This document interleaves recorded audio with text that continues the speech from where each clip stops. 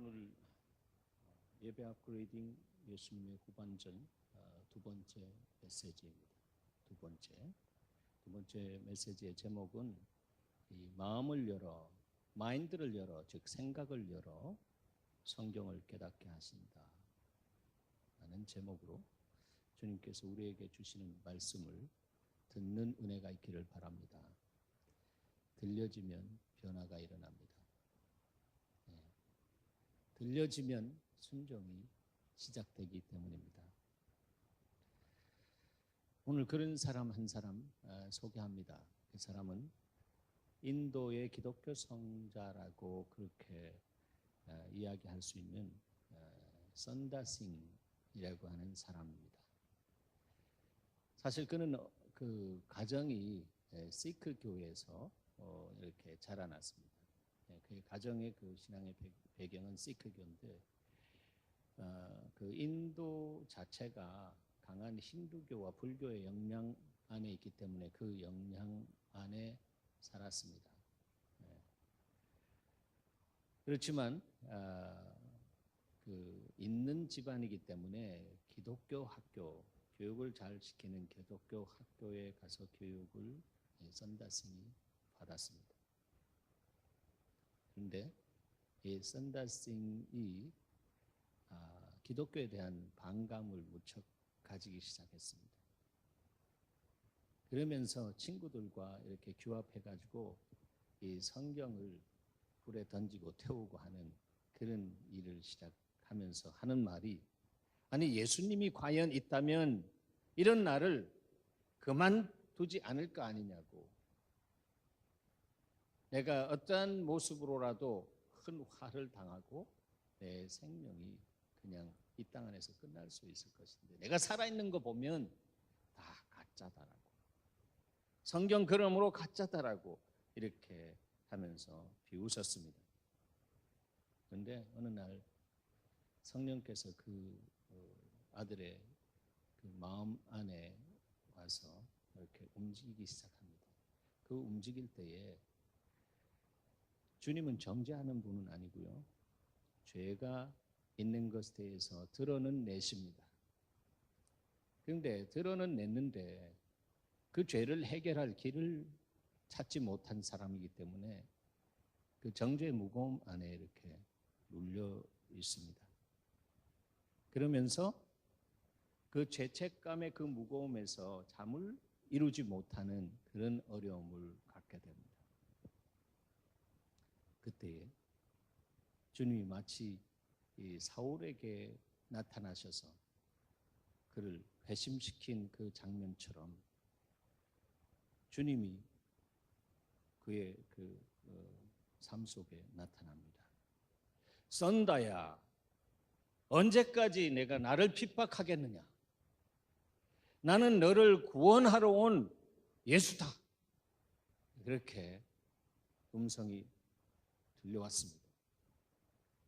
사울아 사울아 내가 어찌하여 나를 핍박하느냐라고 그렇게 들려왔던 것처럼 그때의 주님이 1900년도 초반 선다싱에게 오셔서 동일하게 말씀하셨습니다. 그러면서 그는 그 자리에서 주님 앞에 회심되어지는 은혜를 받기 시작합니다. 그리고 예수님과의 신비한 그 만남 속에서 그 삶의 가치가 아주 드라마틱하게 변화되어집니다. 하나님이 마치 계획하고 이 아들을 변화시켜서 주의 나라를 위해서 사용하시겠다라고 하는 그런 의지를 그 삶 속에 나타내셨습니다. 그야말로 그에게 있어서는 주 예수보다도 귀한 것은 없었습니다. 주 예수보다도 귀한 것은 없네. 그 이야기는 자신의 삶의 가치가 이제는 완전하게 주님이 원하시는 가치로 돌아섰다라고 하는 고백입니다. 여러분, 주님 우리가 사랑합니다. 주님께서 계명을 말씀하시기를 주님을 사랑하되 마음을 다하고 뜻을 다하고 성품을 다하고 힘을 다해서 사랑하라고 했습니다. 여러분 그렇게 사랑하는 저와 여러분 되기를 바랍니다. 그렇게 사랑하기 위해서는 우리 안에 변화가 일어나는데 가치의 변화가 일어나야 됩니다. 항상 말씀드렸지만 아브라함이 믿음의 조상이 되었던 것은 바로 믿음 때문에가 아니고 하나님을 향한 사랑, 하나님을 최상의 가치를 뒀기 때문에 보석보다 더 귀한 그 사랑, 그분을 향해서 자기의 모든 마음이 쏟아졌기 때문에 주님은 그를 믿음의 조상으로 세우시고 믿음을 키워나가시는 은혜를 베풀어 주셨습니다. 바로 썬다싱도 그런 그 변화가 일어나기 시작했습니다. 그런데 문제는 그가 그렇게 변화를 일으키면서 주의 나라와 의를 위해서 자기의 삶을 드리면서 정말 티벳을 향한 이 선교사의 삶을 살고 또 눈 덮인 히말리아를 이 맨발로 걸으면서 복음을 증거하는 삶을 살겠다고 나섰을 때에 부모님들이, 친지들이 극구 말렸습니다. 아니, 네가 그렇게 똑똑한 네가 그렇게 살아야 되겠느냐 만류했습니다. 내 삼촌이 그 나라의 그 큰 은행 재벌가입니다. 그 은행을 갖고 있는 아주 주주입니다. 그래서 가서 이렇게 좀 설복을 시키려고 이렇게 이야기합니다. 썬다야, 네가 지금 가려고 하는 그 길을 그냥 끊어버리고 너 비전을 가지고 내 비즈니스를 이어받기를 원한다면 내가 이 모든 것을 너에게 그냥 주겠다. 그래서 네가 정말로 돈 많이 벌고 해서 수많은 사람들을 내가 물질로 섬길 수도 있다. 꼭 그 길이 내 삶을 행복하게 만들지 않을 것이다. 썬다야, 내가 이 제안하는 것은 너의 일생에 한 번 있는 것인데 이거 선택하기를 바란다. 그런데 썬다스는 삼촌 고맙습니다. 그렇지만 내가 만난 예수는 나를 어떻게 나를 그렇게 핍박하는가라고 하는 그 순간에 나에게 손과 발을 보여주셨고 거기에 있는 핏자국을 보여주셨습니다. 그분이 내 영혼을 위해서 흘린 피와 내 영혼을 위해서 드려진 그 생명을 내가 봤는데 나는 그분을 위해서 내 인생을 바치는 것이 더할 수 없는 영광입니다. 가치의 변화가 일어났다라고 하는 것이죠. 그래서 그는 이런 고백을 합니다. 그의 정기 안에서 내가 이 세상에서 가장 영향권 있는 사람이 되어서 그 영향권, 그 권세를 갖고 있다라고 할지라도 내가 살아계신 하나님의 그 존전에 들어가서 그분의 발치에 엎드려 있는 그거보다 더 귀하고 더 영예스러운 것은 없다. 이게 그냥 말이 아니고 그는 그 가치를 주님과의 깊은 만남 속에서 알았습니다. 그리고 고백한 것이 있는데 어떻게 그 고백이 제 고백하고 같은지. 내가 하나님의 소유된 바 될 때에 주님이 내 소유가 된다라고 하신다. 믿습니까, 여러분? 내가 주님의 소유가 될 때에 주님이 내 소유가 된다. 그것이 바로 주님과 나와의 관계에 있어서 친구됨의 관계 속에서 그 모든 부분들이 쉐어되어지고 나누어질 수 있는 그런 삶을 누리게 된다. 만왕의 왕이신 주님께서 나를 향해서 비밀이었고 그분이 나에게 깊은 것을 나누어 주시고 나와 더불어 함께 그 계획을 이루어 가기를 원하시는 친구 되신 주님을 알게 되고 경험하게 될 때에 이 세상에 어떤 지체 있는 사람들이 갖고 있는 놀라운 그 힘, 파워, 권세, 그것은 nothing이다. 지존하신 주님의 발밑에 엎드려 있을 때 주님이 당신의 것을 부어주셔서 당신의 권능으로 내 안에서 역사하시는 그 역사의 삶을 살아갈 때에 여호와가 나의 목자시니 내가 부족함이 없으리라. 그 고백의 실체를 알게 된다라고 하는 것입니다. 여러분, 주님은 살아계십니다. 그리고 여러분의 삶을 통해서 살아계심을 나타내기를 원하십니다.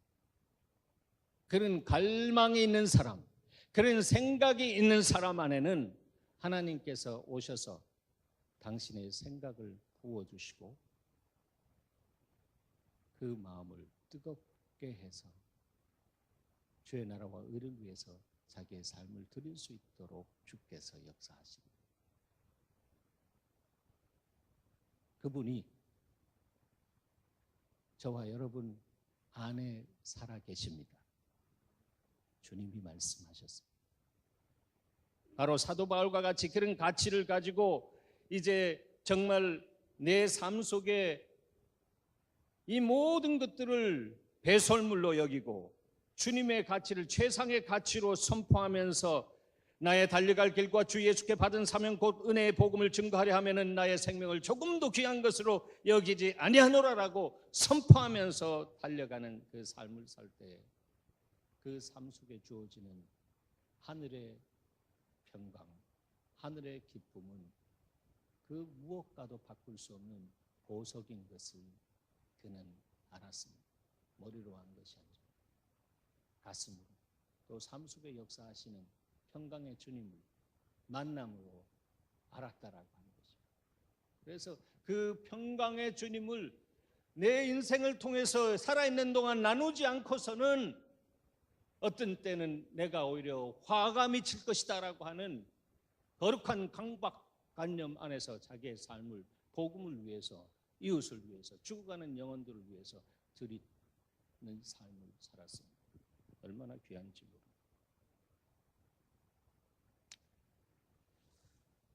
썬다스는 이제 그 모든 유혹과 만류와 이 모든 것들을 내려놓고 복음을 배를 얻든지 못 얻든지 어느 곳에서든지 복음을 전하기 시작했습니다. 어느 날 그는 열차 안에서 요한복음 소책자를 나누어주기 시작합니다.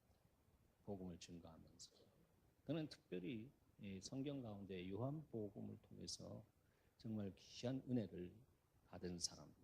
그래서 자기 은혜 받은 그 소책자를 나누어주기 시작하는데, 그런데 어느 날 그것을 받아든 한 사람이 그의 눈 앞에서 그냥 쫙 찢었습니다. 쫙 찢으면서 그냥 창밖으로 그 요한복음 쪽복음을 그냥 던져버렸습니다. 여러분, 주님 안에서 순종하면서 복음을 나눠줄 때 일어나는 모든 일은 크게 보면 하나님의 다스림 안에서 일어납니다.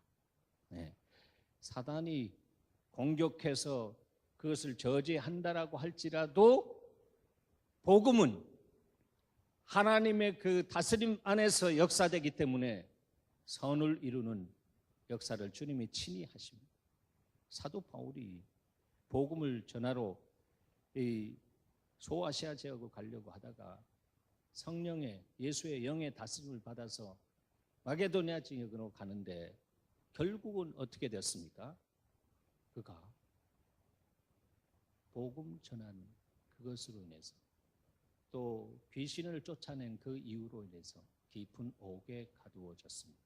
아니, 순종하고 자기 안에 있는 예수의 영의 이끌림을 받아서 그렇게 들으면서 그렇게 순종했는데 깊은 옥에 들어가게 된 그것은 정말로 우리 이성으로나 감성으로는 다 담을 수 없는 역사다 말이죠. 그러나 그는 알았습니다. 하나님이 어떤 분인지 알았기 때문에 항상 기뻐하고 쉬지 말고 기도하고 범사에 감사하라고 하는, 이것이 너희를 향한 하나님의 뜻이라고 하는 그 뜻을 알고 그 뜻을 따라서 그렇게 살아왔던 사람이기 때문에 그 깊은 옥에서 주님을 향해서 기도하고 찬미했을 때에 그 감옥 부흥회가 일어나고 거기에 있는 사람들이 주님 나라로 돌아오게 되고 빌립보 교회의 기본 멤버로 그 사람들이 세움을 받지 않았나 생각되어집니다. 말씀드리려고 하는 초점은 바로 그렇게 쭉 찢어서 버렸지만 인생인지라 기분이 좋을 리가 없습니다. 나쁘지만 그러나 주님이 선을 이룰 것이라고 하는 그것을 그냥 마음에 선포하고 그 영혼이 주님 앞에 크게 회개하고 돌아오는 역사가 있을 거라고 그렇게 믿고 그냥 다른 칸에 가서 복음을 전하는데, 놀라운 사실은 뭐냐면 그 쪽복음, 요한복음이 찢어져서 창밖에 던져졌을 때 거기에 지나가던 철길을 지나가던 한 사람이 그것을 딱 받아서 들었는데 그 눈에 크로즈업 되는 것이 바로 생명의 떡이라고 하는 단어가 크로즈업 되었습니다. 그것이 크로즈업 되어지니까 성령께서 크로즈업 시켜주시니까 그 생명의 떡이라고 하는 단어가 눈에 박혔습니다. 심장에 박혔습니다. 그래서 생명의 떡이 과연 무엇인가라고 하는 큰 퀘스천이 그 심령에서 자꾸 솟아 올라옵니다. 결국은 그것이 성서공회에서 발행한 성경책인 것을 알고 성경을 싸서 성경을 읽으면서 생명의 떡이라고 하는 표현을 찾기 위해서 성경을 쭉 읽어가면서 변화가 일어났습니다. 성경 안에서 예수를 만났습니다. 하나님의 말씀은 성령의 감동으로 기록되어 있고 바로 그 말씀을 통해서 예수 그리스도가 오늘날에도 동일하게 나타날 수 있도록 주님이 다 역사해 놓으셨습니다. 우리를 흙으로 지어서 생기를 불어넣어서 생명이 되게 하신 것처럼 그 안에 이미 다 해놓았는데, 믿음의 눈을 가지고 사모하는 마음을 가지고 내가 말씀이 육신이 되어 오신 예수 그리스도를 날마다 주의 말씀을 통해서 만나기를 원합니다라고 하는 그런 마음을 가지고 주님을 사랑하는 마음을 가지고 그 말씀을 향해 들어가기 시작할 때에 그 말씀 속에서 예수 그리스도를 만나는, 그래서 그분이 길과 진리와 생명이라고 했는데 바로 말씀 속에서 길과 진리와 생명을 체험케 되는 역사가 있습니다. 바로 그 쪽복음, 찢어진 복음 안에서 단어 하나를 통해 가지고 성경을 사고 성경을 통해서 예수를 만난 그 사람, 그 인생은 놀랍도록 바뀌어졌던 것을 우리는 그의 전기 속에서 만납니다.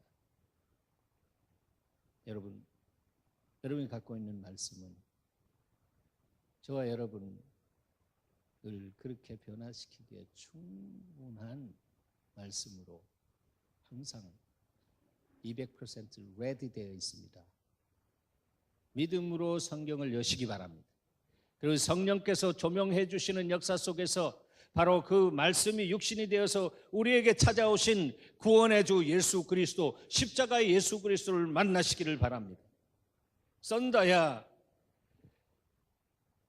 내 손을 봐라, 내 발을 봐라, 핏자국이 있지 않느냐, 내가 바로 그 예수다라고 하신 바로 그분이, 동일한 분이 우리가 말씀 속에서 만나질 수 있다라고 하는 것은, 그것은 하나님만이 우리의 인생에 나타낼 수 있는 신비인 것입니다.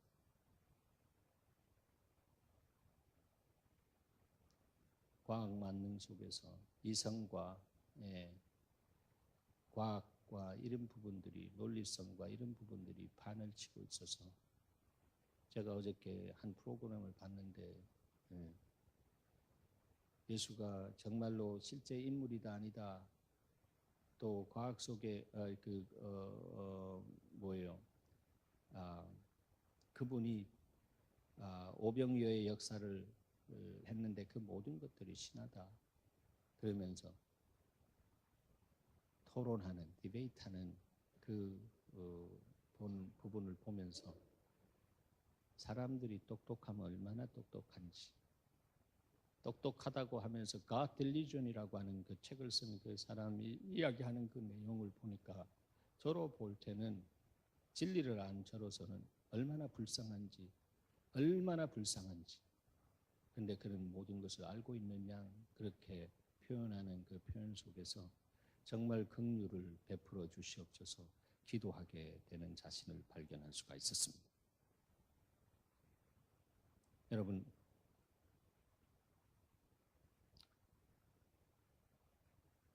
요한복음을 통해서 주님을 만난 그 주님이 바로 엠마오로 가던 그 두 제자가 만난 동일한 주님이었습니다.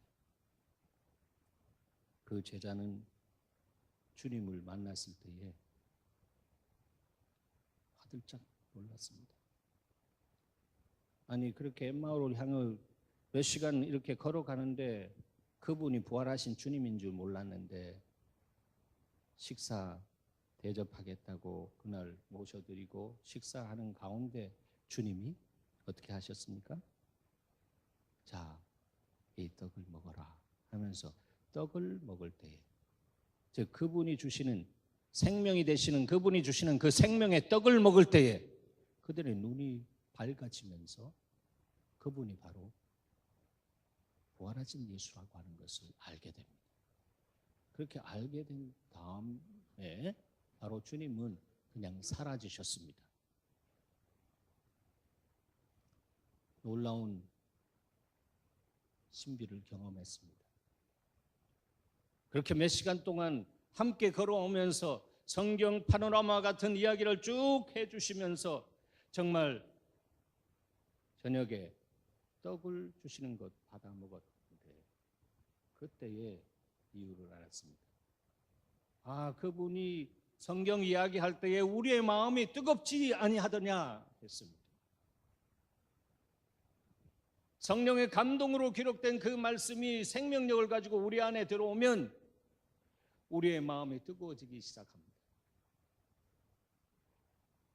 정말로 우리 중심으로 굳어져 있던 마음들이 흐물흐물해지면서 해체 작업하면서 주님의 생각이 이렇게 팝스업되어지기 시작합니다. 그 생각을 따라 내 삶이 움직여질 수 있도록 주께서 역사하시는 은혜를 누리게 되는 것입니다. 이 두 제자는 바로 그렇게 말씀을 들을 때 뜨겁게 하셨던 분이 바로 부활하신 예수라고 하는 것을 확인하고 성경에 보면 곧 그 시로 일어났습니다.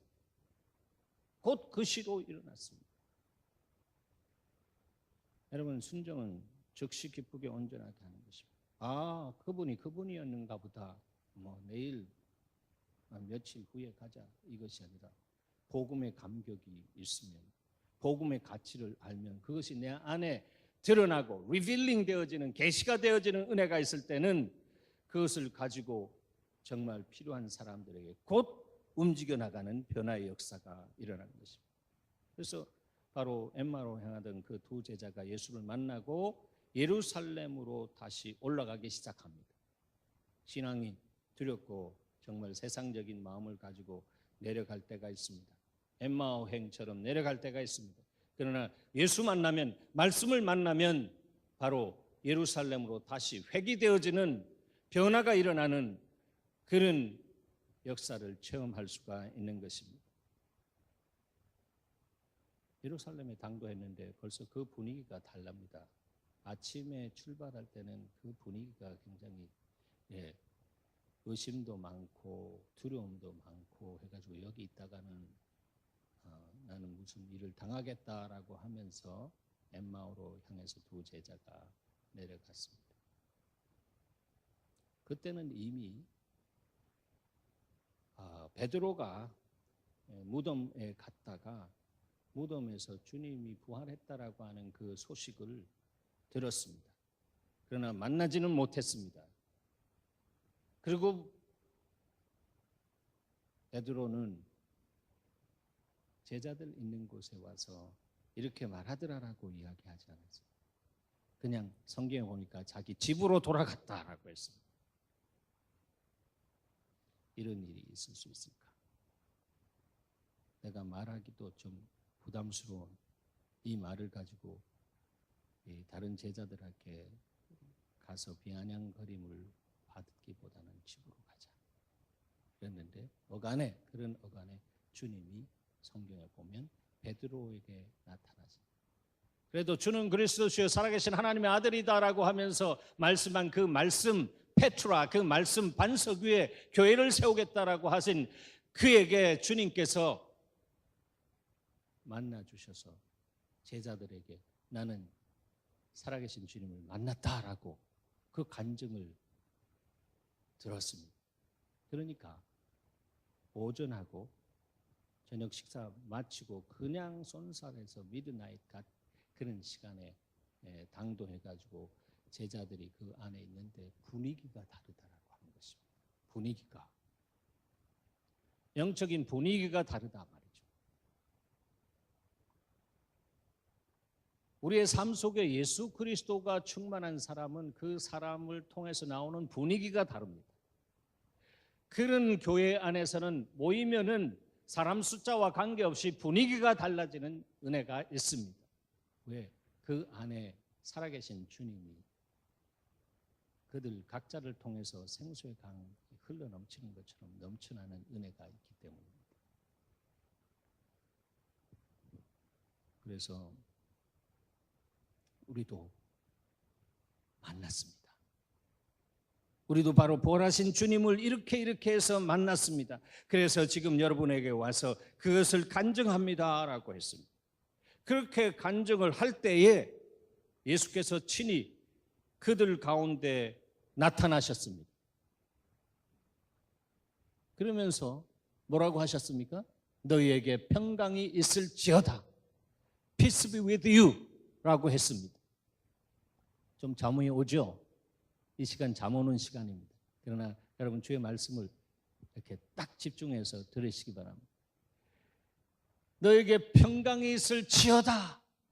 그렇게 주님이 선포했습니다. 빛이 있을지어다 라고 하셨던 말씀이신 예수 그리스도가 부활하셔서 그들 가운데 나타나셔서 정말 두려워하는 그들의 영의 상태를 보면서 평강이 있을지어다 이렇게 빌어주셨어요. 이 제자들 입장에서 보면 제자들은 마음이 굉장히 불편해 있습니다. 아니 수제자가 오더니 나 부활하신 예수 봤다라고 이야기했잖아요. 그런데 또 수제자 외에 12제자군 외에 속하지 않는 그 두 제자, 글로바라고 하는 제자와 다른 제자가 오더니 엠마오 동네에서 바로 그분을 봤다. 그리고 사라지셨다. 간증을 하니까 마음이 굉장히 답답해지고 기쁨과 동시에 답답해지고 죄의식이 솟아오르기 시작합니다. 왜 그럴까요? 예수께서 우리 스승께서 십자가를 향해 갈 때 우리는 등 돌리고 제 갈 길로 다 갔지 않는가? 거기에 내가 들어가 있지 않는가? 그러면서 죄책감에 눌리기 시작했습니다. 그래서 이 두 제자가 와서 이야기하기 시작할 때 그분이 나타나셔서 평강이 있을지어다. 주님이 우리를 만나주시는 타이밍은 가장 적절할 때 만나주십니다. 우리가 정말 고통스럽고 힘들고 어려울 때에 주님이 주님 되신 것을 나타내시기 위해서 우리 가운데 호련히 등장하십니다. 그래서 말씀하십니다. 그 말씀이 들려지면 그냥 순간적으로 정말 태산과 같은 문제도 그냥 녹아서 꺼지는 역사가 있습니다. 산을 밀어서 고를 메워서 평탄케 하시다. 바로 그 일을 위해서 오신 예수 그리스도의 승리의 역사가 바로 그 삶 속에 체험되어지는 것입니다. 주님이 십자가에서 우리를 다 용서해 주시고 우리를 위해서 다 이루셨구나. 그 말씀, 가상칠언의 말씀이 바로 나를 향한 말씀이구나. 이분은 나를 정죄하러 온 분이 아니고 내가 정죄감 속에 있는 나 자신을 보면서 나에게 평강을 위해서 왔다. 이렇게 알게 되어지는 은혜가 있습니다.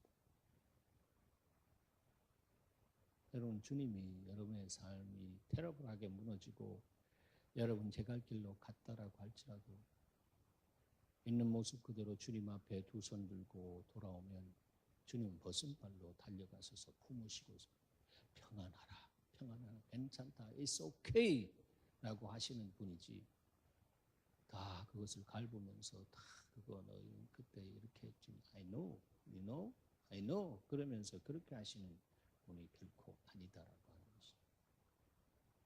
십자가에서 그러셨잖아요. 아버지여, 저들이 하는 것 저들 모릅니다. 저들을 용서해 주시옵소서 하면서 보배로운 피를 흘려서 그 죄값을 다 지불하셨잖아요. 아니 믿습니까 여러분? 예, 다 그렇게 하셨어요. 썬다싱에게 손과 발을 보여주면서 그 핏자국을 보여주죠. 내가 너를 위해서 죽었다. 너의 그 극심한 이 정죄감, 답답함, 그거 내가 이미 해결했다. 주께서 말씀해 주신 것입니다. 주님은 너희들 용서한다 하는 용서라고 하는 단어까지 사용하지 않았습니다. 심리적으로, 정신적으로 오히려 용서라고 하는 단어 자체를 가지고 말을 할 때 더 부담스러워할까 봐 Peace be with you, peace be with you. 그리고 너희들은 평안의 복음을 심고 이 놀라운 하나님의 사랑을 증거하라 하는 어떤 그런 메시지가 그 안에 있지 않나 생각해 보았습니다. 주님이 그들을 보니까 무서워서 놀라가지고 무서워 덜덜 떱니다. 그 보는 것을 영으로 생각합니다.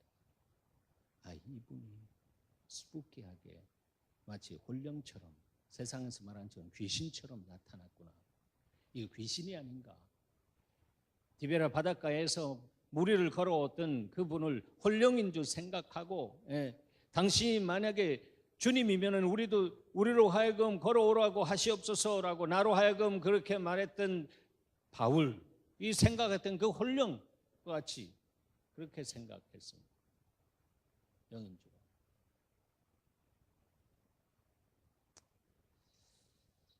그런데 초점 뭐냐 하면 주님이 그렇게 생각하는 것을 안다라고 하는 것입니다.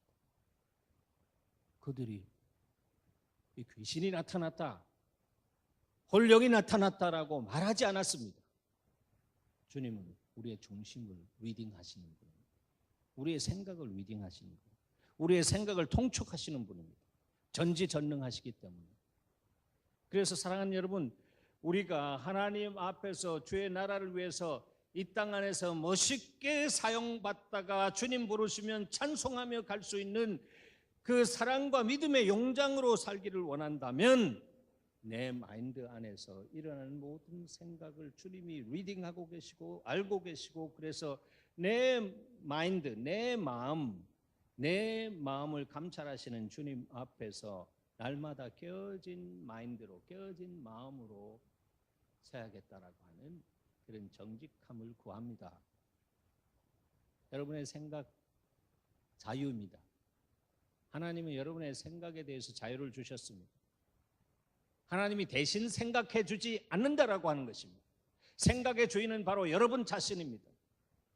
그리고 그 생각에 대한 그 결과에 대한 책임은 바로 우리 안에 있다라고 말씀하십니다. 그러나 주님은 이렇게 말씀하십니다. 생각에 대한 주인이 너희들이고 거기에 대한 책임을 너희들이 져야 되지만 뭐예요? 내가 그 생각을 책임지겠다. 내가 그 생각을 책임지겠다라고 하시면서 그 생각을 사로잡아서 나에게 복종시켜라고 그렇게 말씀하십니다. 여러분, 때로는 여러분 안에서 팝수업되어지는 생각이 여러분이 이미 알고 있는 하나님의 성품 안에서 보면 왜 내가 이런 인생인가? 나는 임파서블하다. 나는 왜 이런 생각을 하고 있는가? 인간이 그런 존재인 것을 우리는 알아야 합니다. 인간은 죄인입니다. 그러나 예수 그리스도 안에서 우리가 의를 입었습니다. 기억하시기 바랍니다. In Christ, 그리스도 안에서 의를 입었다라고 하는 것입니다. 이게 놀라운 축복입니다. 그러므로 그리스도 예수 안에 있는 자에게는 정죄함이 없는 것입니다. 그리스도를 떠나지 마시기 바랍니다. 여러분의 생각이. 그래서 모든 생각을 사로잡아 그리스도께 복종시켜라 했습니다. 그러면 내 생각을 주님이 다스려 주시는 은혜를 주님이 친히 하십니다. 성경은 말씀하기를 너희가 생각하는 그 생각으로 인해서 너희의 인격이 그렇게 형성된다. 그렇게 말합니다. 그래서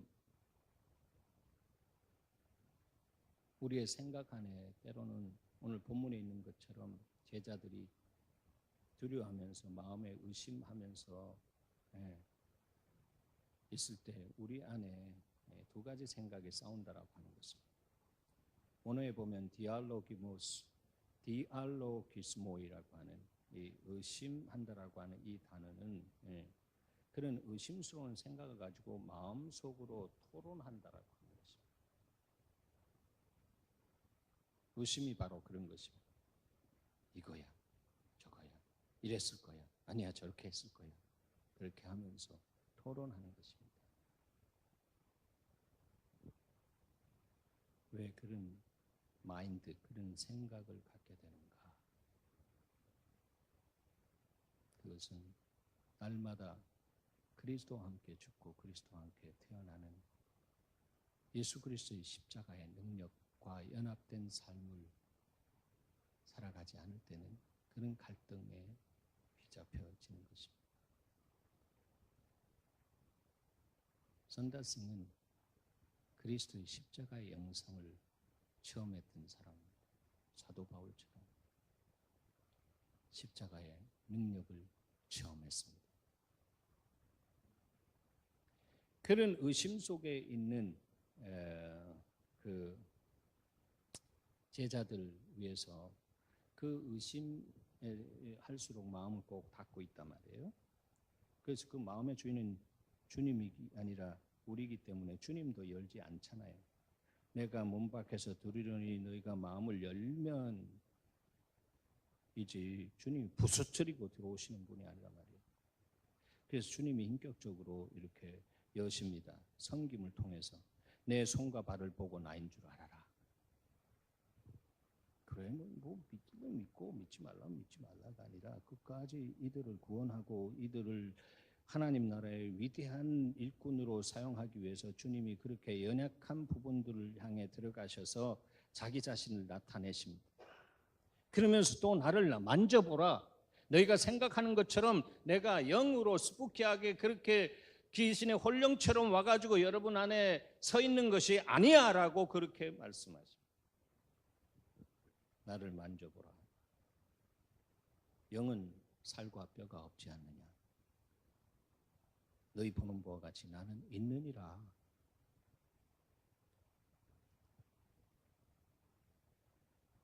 주님의 놀라운 사랑입니다. 우리의 생각이 주님 안에 열리기 위해서 주님은 이렇게 섬겨주십니다. 영혼을 구원하기 위해서 나가다 보면 자기 생각을 정말 딱 고정해놓고 그 생각에서 양보하지 못하는 사람들이 있습니다. 그러나 결국 그들이 무너지는 것은 그리스도의 사랑을 가지고 계속해서 나갈 때 그들의 생각이 흐물흐물하다가 성령께서 말씀하시는 그 말씀 한 방에 푹 이렇게 부스러지는 역사가 있습니다. 40절에 보면 이 말씀을 하시고 손과 발을 보이사 그들이 너무 기쁨으로 보이시니까 너무 기쁨으로 아직도 믿지 못하고 놀랍게 여길 때에 영어에 보면 I can't believe this. Oh my God, I can't believe this. 정말 believe 할 수 있는 것을 보여줬는데 너무너무 예상 외로 상상 외로 그렇게 됩니다. I can't believe this. 꿈이냐 생시나 이렇게 말하잖아요. 그래서 나 한번 꼬집어봐 이야기하잖아요. 인생이 바로 이렇다라고 하는 것입니다. 주님이 확실하게 그렇게 입증해줘도 이게 정말 꿈이냐 생시냐라고 하면서 또 정말 진짠가 꼬집어 봐야 알겠다 이렇게 생각한다라고 하는 것이죠.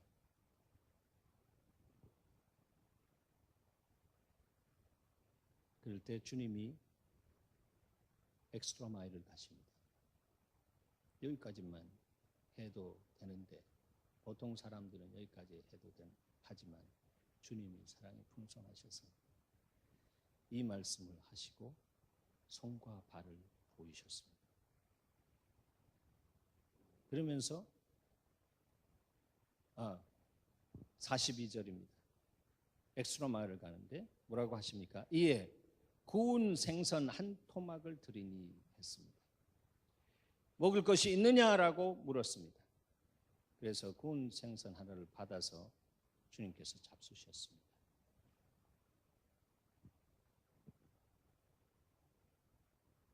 이 자리에 도마라고 하는 사람도 있었습니다. 다른 복음에 보면 도마가 정말 당신이 살아나신 예수 그리스도라면 당신의 못자국 보여주십시오. 창자국 보여주십시오. 연약하기 때문에 그렇게 말하는 거 알고 주님은 그것을 다 보여주셨습니다. 그러면서 주님이 하셨습니다. 보고 믿는 것보다 보지 않고 믿는 것이 더 복되다. 그랬습니다. 항상 이스라엘 백성들은 뭔가 보여달라고 이적과 기적을 보여달라고 광야 속에서 그렇게 주님께 부족할 때마다 아우성 쳤습니다. 한번 그렇게 해주셨으면 주님과 인격적인 관계 안에서 이제 내가 이제 그 역사를 창출할 수 있는 하나님의 일꾼으로 나를 세우시기를 원하신다라고 하는 그런 마음을 가지고 하나님 이제 나를 통해서 그 역사를 이루어 주시옵소서 이렇게 변화되어야 됩니다.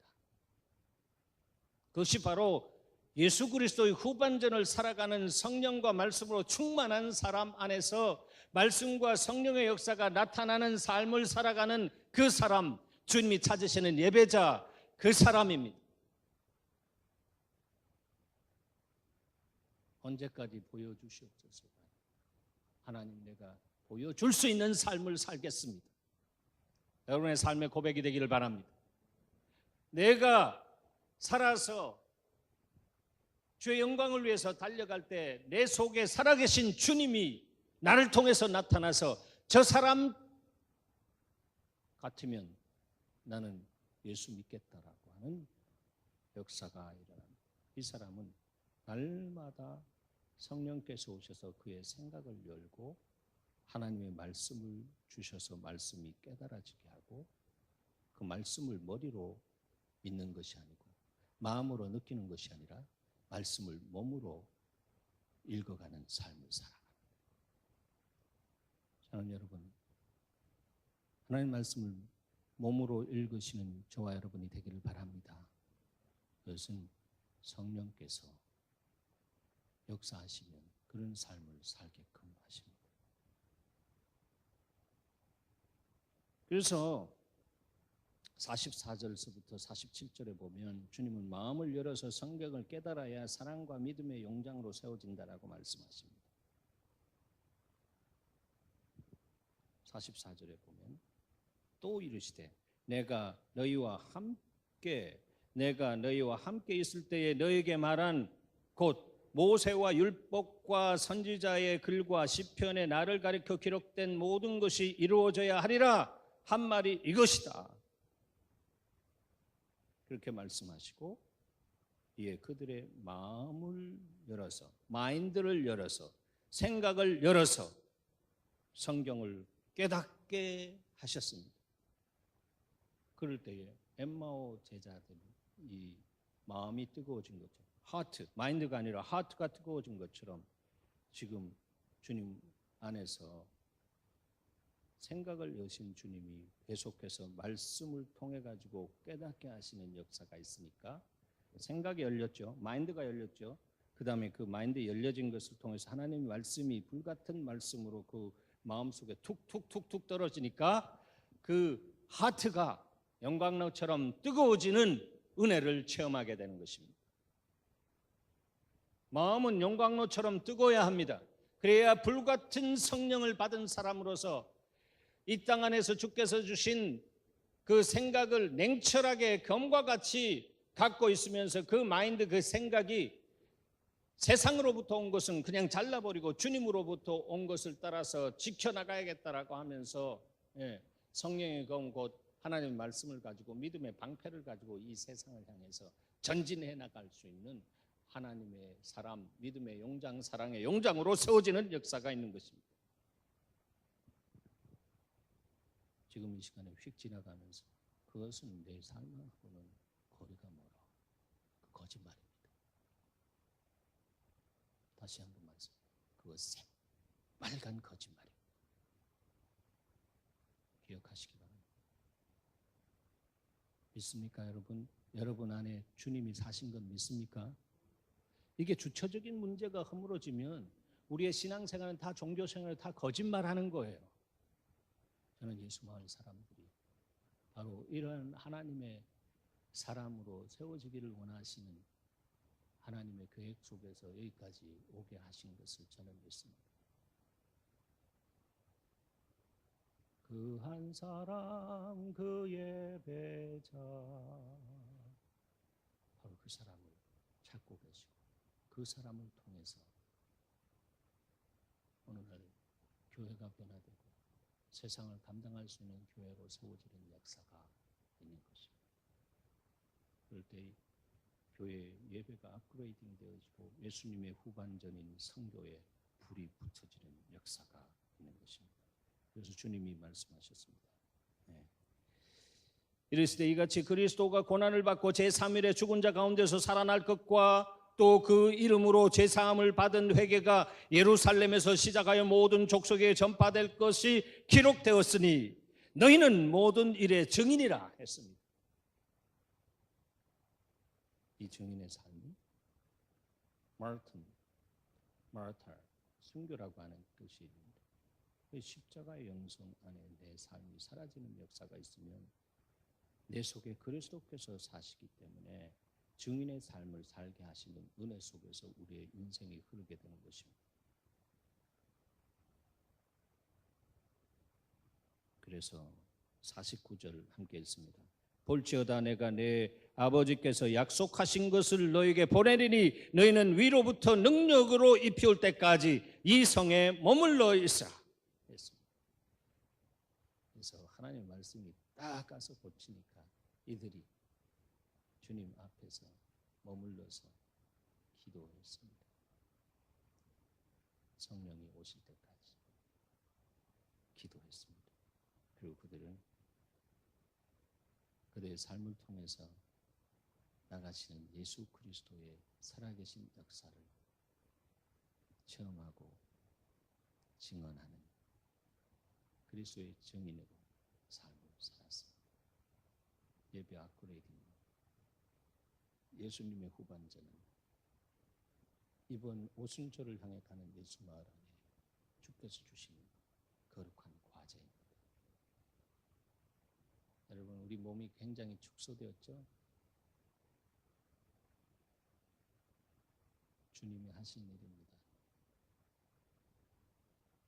그렇게 해야 보이기 때문에 그렇습니다. 그런데 가장 약한 곳에 가장 강하신 주님이 임하실 것입니다.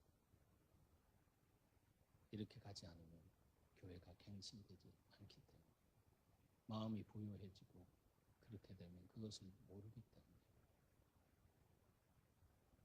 주님이 그렇게 낮추셨습니다. 여러분의 기도 자리를 지키는 여러분 되기를 축복합니다. 하나님 감사합니다. 오늘